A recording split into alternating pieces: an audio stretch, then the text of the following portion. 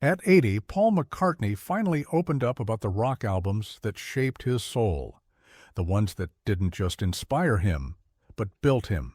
Before the fame, before the screaming crowds and endless tours, there was a quiet boy in Liverpool, curious, hungry, and listening to the radio like it was a lifeline. Every song he heard became a brick in the cathedral he would later build, the Beatles. McCartney always said, "You can't build something beautiful without knowing the stones it's made of," and that's exactly what he did. He didn't just create music, he studied it, absorbed it, and let it carve who he became. Long before the world knew his name, Paul McCartney was already a student of sound.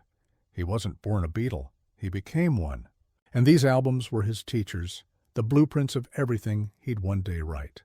When the spotlight got too bright or the fame too heavy, he turned back to these records to remember where the magic started. So here they are, the 7 albums that changed Paul McCartney's life. 7. Here's Little Richard, 1957. It wasn't the melody that hit him first, it was the scream. When Paul first heard Little Richard, something inside him burst open. It was raw, wild, and unchained, a man screaming his truth into a microphone. For young McCartney, that wasn't just music, it was freedom. Songs like Tutti Frutti, Long Tall Sally, and What Guns, and Rip It Up didn't ask permission. They demanded attention. Little Richard didn't sing, he exploded. Paul once said, "He taught me your voice could be a weapon," and you can hear that lesson in every raspy, passionate vocal McCartney ever recorded.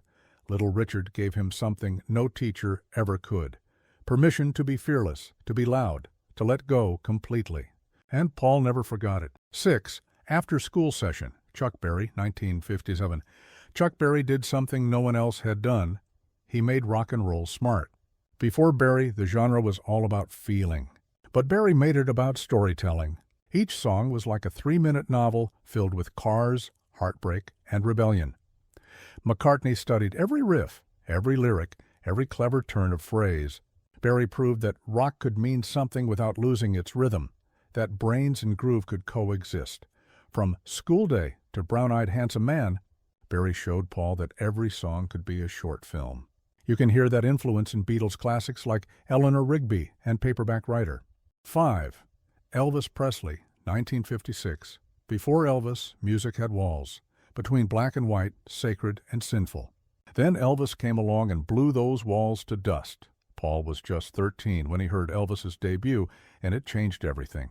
Elvis was danger, charm, and soul wrapped in one. His voice could whisper one moment and roar the next. For McCartney, Elvis was proof that a kid from nowhere could become a king. It wasn't just the sound, it was the freedom. Elvis showed him you could mix gospel, blues, and country and still make the world dance. Paul saw himself in that, a working-class kid who dreamed bigger than his world. 4.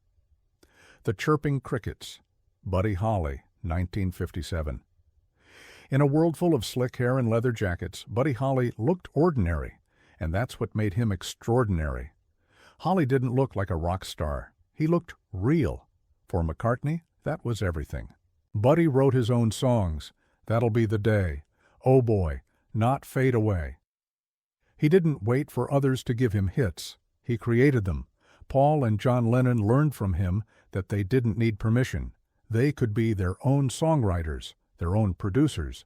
Holly taught them that melody and heart could be just as powerful as rebellion. 3. Pet Sounds, The Beach Boys, 1966.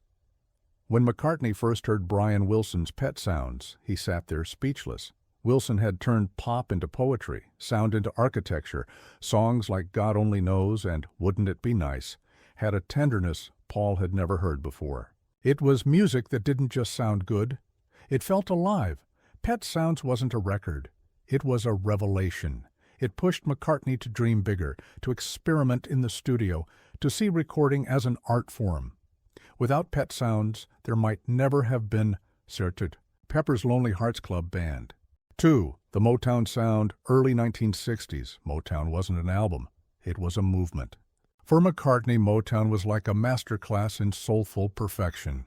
Every beat, every bass line, every harmony had purpose. He learned from the Supremes, the Temptations, Marvin Gaye, and Smokey Robinson that emotion and discipline could live side by side. He became obsessed with James Jamerson's bass lines, melodies that danced instead of just keeping time. Motown taught Paul that pop could be art without being snobbish, that heart and craft could live together in every note. One, Bringing It All Back Home, Bob Dylan, 1965. When Dylan released Bringing It All Back Home, it hit McCartney like lightning. Dylan proved that lyrics could be literature.